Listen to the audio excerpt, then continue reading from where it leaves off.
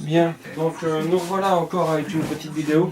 Donc cette fois-ci, comme promis, pour vous parler un petit peu des appareils que j'avais pour peindre. J'ai longtemps commencé par ce patch que m'avait conseillé Polo. J'en suis très content. Hein. C'est un outil qui m'a permis, qui est assez polyvalent, de fait qu'il ait plusieurs buses. Et ça m'a permis de faire le FW et le P47 uniquement avec cet appareil. Et je dirais que avant de passer de l'après plus épais, comme je vous l'ai montré, je n'éprouvais pas la nécessité de passer à autre chose. Donc le patch classique, hein, c'est un appareil, je dirais donc double action. Hein. Donc on contrôle aussi bien le flux d'air en appuyant plus ou moins et la quantité de peinture en tirant l'aiguille. Donc c'est une petite habitude à prendre au départ, mais bon, relativement simple à finaliser. Donc se démonte, je dirais, donc, de cette manière. On peut enlever l'aiguille, donc je ne vais pas le faire, mais on peut enlever aussi, je dirais, la buse, ce qui permet ensuite de changer avec les différentes tailles. Et on a un outil assez polyvalent, bon, qui coûte quand même pratiquement 300 €. Hein. Donc c'est un investissement assez important. Donc voici par rapport à cet appareil, donc le patch.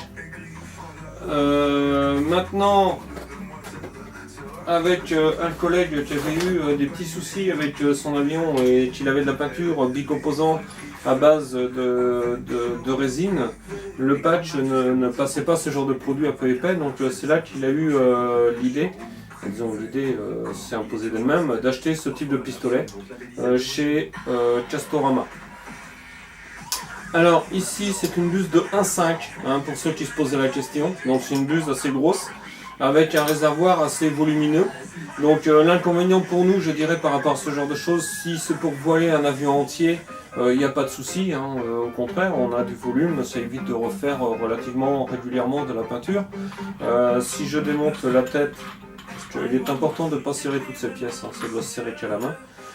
On voit que ça ressemble aux photos qu'il y a eu sur le forum par rapport, je dirais, aux produits que je ne sais plus qui nous avait montré. Donc ici, on vient tout simplement remettre. Alors la petite astuce consiste à visser à l'envers, juste attendre qu'on entende le clic, et après on visse à l'endroit, comme ça on est sûr de ne pas foirer le filetage. Voilà. Ce que je veux dire ici, on va régler ici aussi la quantité de peinture, je pense. Et ici on règle aussi la détente et la quantité d'air. Donc on a quelques petits réglages, hein, mais bon, il n'y a rien non plus de sophistiqué avec le réservoir de peinture. À l'utilisation, j'ai bien apprécié, hein, quand je voilais l'enduit, c'est avec ça que je voile l'enduit. Mais le problème, c'est, moi, le seul truc qui m'embêtait un petit peu, c'était la taille de la cuve. Beaucoup trop importante. Donc d'où l'idée d'acheter, je dirais, ce petit pistolet. Donc celui-ci, je l'ai reçu cette semaine, j'ai pas encore eu le temps de jouer avec. L'avantage, c'est qu'on se retrouve avec un gobelet relativement plus petit, parce que c'est la taille des pots de peinture de 125 ml. On a à peu près la même quantité qu'un petit pot de peinture de chez de Spectra, quoi, de chez Aerokit. Donc une peinture que j'utilise, hein, donc ici on est sur la silver, donc l'argent, ouais, l'argent. Donc j'ai pas eu le temps de vraiment jouer avec. Ici je suis sur une buse de 0,8 sur ce type d'appareil. Donc ici on a l'air qui arrive par le petit trou au-dessus et la quantité de produit. Donc on est sur du simple effet aussi. D'après les critiques qu'il y avait sur internet, les gens n'avaient pas l'air de se plaindre de ce genre de produit. Donc on va bien voir ce que ça donne après à l'utilisation. Donc là-dessus, on verra bien. Pareil, même principe que l'autre, hein. On règle la gâchette à ce niveau-là, non à ce niveau-là, je raconte des bêtises, et la quantité de peinture à ce niveau-là. Donc voilà, des petits réglages. Seul ennui avec ce genre de produit, voilà, ça a été livré avec ce manchon, qui n'est malheureusement pas compatible avec, je dirais, mes attaches rapides sur le compresseur. Donc le compresseur étant ici.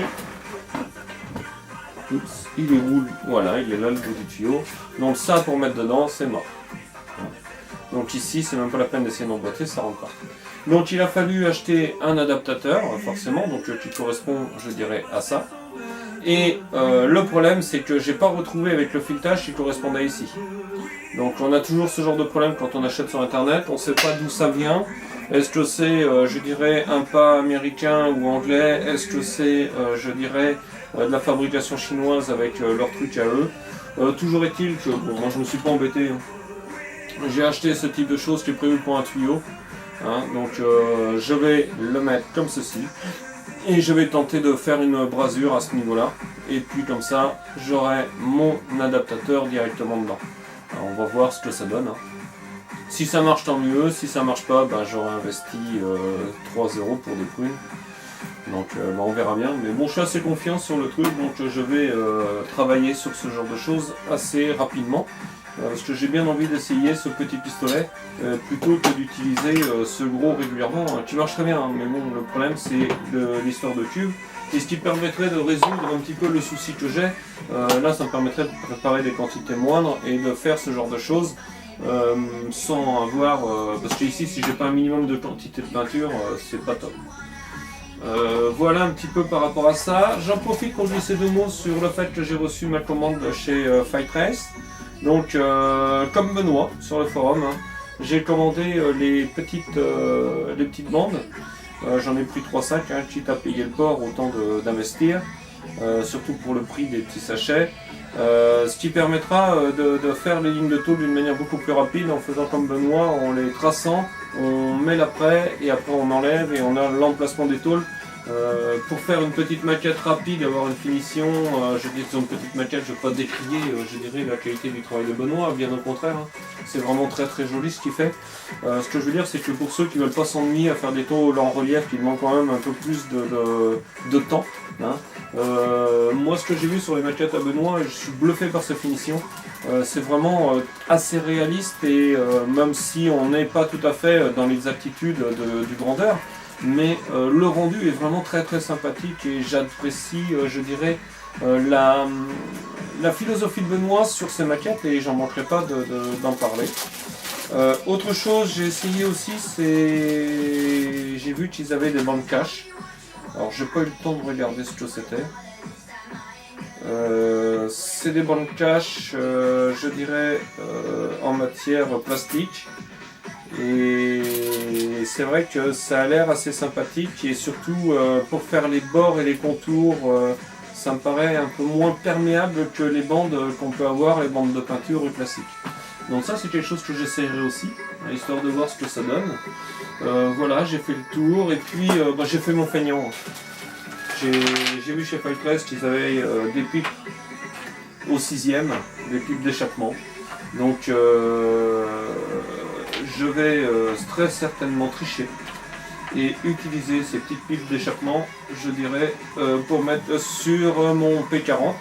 Et comme ça, encore un petit peu de temps de gagner. Surtout qu'elles sont vraiment très très belles, de très belle qualité. Là j'ai été assez surpris, je m'attendais à avoir des choses un peu plus grossières. Et non, c'est vraiment d'une finesse. Et on a même la jointure ici qui est faite avec l'empreinte de l'échappement. C'est vraiment très très maquette. Hein. Je suis assez content de ce genre de produit. Quand je suis pas content, je le dis. Et quand je suis content, je le dis aussi. Voilà.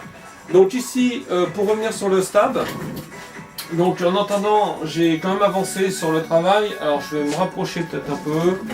J'espère qu'on va voir. Ici, j'ai profité pour faire la première ligne de tôle, on l'avait vu. J'étais sur le riftage que je vous ai montré, c'est celui-ci. Entre temps, j'ai fait la deuxième ligne de tôle. J'ai fait le riftage sur la partie supérieure. Et là, je viens de faire la troisième ligne de tôle sur le même stab. Donc ici, je ne sais pas si vous allez le voir, j'espère que oui. Je vais tout doucement de façon à, si jamais on trouve le bon angle à voir. Donc ici, on se retrouve, voilà. Donc là, je suis obligé d'attendre parce que bon, voilà, faut pas confondre vitesse et précipitation, c'est toujours la même chose. Là, je suis obligé d'attendre quand même encore une bonne heure avant de commencer à tracer les rivets et à rifter le bord d'attaque. Alors, jusqu'à présent, j'avais vu que j'avais quelques petits défauts à ce niveau-là sur la colle. Je pensais que l'épaisseur allait s'absorber avec, je dirais, le filler. et ça ne l'a pas fait, donc je vais être obligé avant de mettre un peu de mastic, de poncer très légèrement pour absorber cette petite imperfection qu'on voit ici. Celle-ci devrait disparaître par ponçage, je ne vais pas m'embêter plus que ça. Là j'avais ces petits défauts là, et puis j'ai un tout petit point là, mais rien de bien méchant. Hein, donc ça c'est pareil par ponçage, je pense que ça va partir, et puis bon voilà, faut pas non plus. Donc prochaine étape, ça va être de poncer ici, de masquer de façon à avoir la ligne de tôle sur la tôle de saumon de chaque côté, et puis je dois avoir, j'ai pas le plan 3 vues ici, mais de mémoire je dois avoir une espèce de tôle qui doit aussi aller là, et après j'ai un contour à faire tout le bord. Donc il y a un petit peu de travail, mais là c'est pratiquement que de la ligne de tôle à faire. Là ça risque d'être plus rigolo, et je suis assez content d'avoir reçu ça, parce que je pense que là ça va m'être utile sur, je dirais, le contour. Donc je vous montrerai tout ça en images, hein, parce que je ne ferai pas des vidéos à chaque fois. Mais je trouvais que c'était assez intéressant de faire des vidéos, parce que j'avais beaucoup de choses à dire sur la présentation des pistolets, déjà puisque c'était demandé. Sur la présentation de ce que j'utilisais, et pour le compresseur c'est pareil, je vais vous montrer, je vais détacher l'appareil photo caméra parce qu'il fait les deux, voilà. Donc je vais en profiter un petit peu pour vous montrer, voilà le compresseur, hein. Alors ça c'est un compresseur pareil, Castorama, premier prix, je crois qu'il coûtait une centaine d'euros, sur lequel j'avais eu quelques déboires, vous vous rappelez, avec le vernis, sur lequel j'ai rajouté ce filtre. Mais par rapport à mes déboires de vernis, je vais très prochainement retravailler tout ça sur le P47 parce qu'il me tarde de le finir. Hein, j'ai vraiment envie qu'il vole à la fin de l'été là. Donc ce que je vais faire, c'est pour ça que j'attendais le fait de recevoir ce petit pistolet, de façon à faire le vernis avec lui plutôt qu'avec l'aérographe, parce qu'on m'a soumis une autre possibilité. C'est qu'avec le petit aérographe, comme le vernis est quand même assez épais à passer, ça crachote de temps en temps, et on m'a dit que ça pouvait être éventuellement des bulles d'air qui s'étaient insérées dans le vernis. Entre les bulles d'eau, les bulles d'air, etc., je sais pas trop d'où vient le problème, et le mélange de vernis que je fais, donc ça peut être aussi une réaction chimique entre les vernis, donc je sais pas trop, donc je vais encore essayer cette piste, et puis la suite au prochain épisode, hein, je ferai un essai sur le ventre avant de faire tout le fuselage. Histoire de voir ce que ça donne. Voilà, donc j'espère avoir éclairci toutes les petites choses, et puis cette vidéo, je l'ai fait, c'est essentiellement aussi pour mettre sur mon site, et puis pour le forum, pour faire plaisir, je dirais, à tous ceux qui posent des questions. Allez, au revoir.